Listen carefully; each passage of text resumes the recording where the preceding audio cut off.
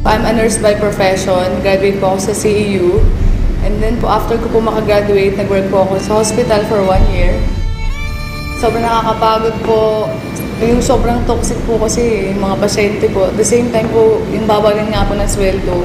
Kumbaga yung effort mo na magtrabaho dun, parang hindi talaga worth it. Gusto ko talagang makapunta sa ibang bansa, kaya rin ako nag-nursing. Napapagod lang ako, tapos po wala rin ako naiipon. Kung dito lang ako magtatrabaho, walang mangyayari sa future ko. Nung naka 1 year na po ako sa hospital, kumbaga parang na-realize ko na hindi ako para dito sa hospital. Hanggang nag-work ako, nag-apply po ako sa bangko. Kasi nga medyo mas mataas ang sweldo. Ang hirap-hirap magbilang ng perang hindi sa'yo. Milyon-milyon po araw-araw ang binibilang ko. Pero parang sabi ko, kailan kaya darating yung time na sariling kong pera naman yung binibilang ko. Sa araw-araw po na pagtatrabaho ko sa bangko, aga-aga ko pong gumigising and then sobrang late na po ako umuwi. Tapos wala pang 500 yung kinikita ko sa isang araw. Kumbaga talagang hindi po talaga siya worth it na pagtrabahuhan. Minsan, nasa-short din ako sa bangko. Siyempre, kailangan mong bayaran yun, di ba? Magkano na nga lang kasi sinasweldo ko sa bangko, tapos kakaltasan ka pa. Wala po talaga ako naiipon. As in, puro po nga po utang talaga. Kasi, yung pong kinikita ko na para sa quincenas at katapusan, inuutang ko na po. Kaya po pag halimbawa sweldo na po, dumataan lang sa palad ko at kailangan ko nang bayaran yung mga dapat ko pong bayaran. Naisip ko, paano na yung future ko? Kapag kung ganito lang ng ganito.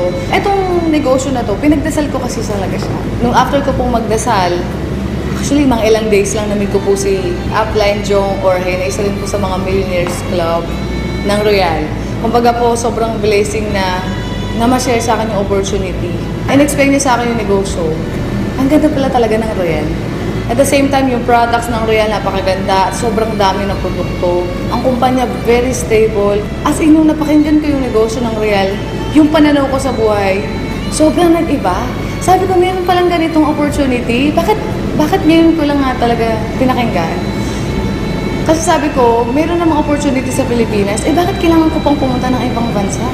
Actually, nung umpisa, sabi lang naman sa akin ni Jong, idadagdag ko lang sa ginagawa ko. Hanggang dumating yung time na ginagawa ko yung negosyo, yung kinita ko po sa Royal ng 1 week, katumbas na po ng 3 buwan sa bangko. Kaya sabi ko po, grabe talaga, parang kailangan ko na talaga i-full-time ang Royal. Kaya po noong April, nag-resign na po ako. So, sineryoso ko po agad yung Royal. Na-realize ko na working hard is different from working smart. Kahit gaano ka kasipag, kahit gaano ka katsaga, kung magamaling sistema yung ginagawa mo, hindi ka yayaman.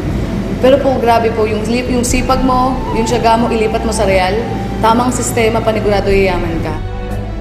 Mas nakakaipon na ako ngayon, and like dati kasi, talagang puro utang. Ngayon yung mga utang ko, nabayaran ko na. Ngayon sila na yung utang sa akin, gano'n. Noon, gumigising ako ng sobrang aga kasi may pasok ako eh.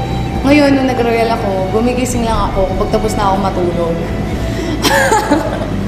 After 7 months lang, nakabili po ako ng brand new Ford Fiesta because of Royal Business Club. Kaya sobrang thankful po ako, buti na lang may Royal. Lahat po naging negative sa akin, sobrang naging positive po sila. Yung pera na dati sa bangko, sobrang pagod ako magbilang ng perang hindi akin. So nakakatawa dito sa Royal, sariling pera ko na yung binibilang ko. Doon ko nakita na yung magulang ko po sobrang proud sa akin.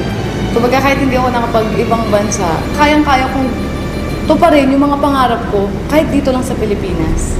Kasi may Royal Business Club. Tsaka dito nakakatulong ka sa mga tao eh. Yung ginagawa mo hindi lang para sa sarili mo, pero para din sa iba na may mga pangarap din. Kasi ako nakuha ko na yung pangarap ko. Pero yung mga kasamahan ko na naging part ng Royal, gusto ko rin silang matulungan na makuha rin nila yung mga pangarap nila. Ang sasabi ko lang lalo na sa mga kabataan, sa mga empleyado rin na tulad ko, syempre naging empleyado rin naman ako, na maging open-minded lang kayo. Buksan nyo lang yung puso't isipan ninyo. At the same time, dito hindi naman sinabing iwan mo yung ginagawa mo eh. Ang sabi lang naman ni Royal, idadagdag mo lang sa kung anong ginagawa mo. Kung wala kang dinadagdag sa ginagawa mo or binabago, hanggang dulo wala namang magbabago. Meron lang kasi akong binago, meron lang akong dinagdag. Kaya may nagbago. Kumbaga yung mga pangarap ko, nakuha ko because of Royal Business Club. Buti na lang may Royal.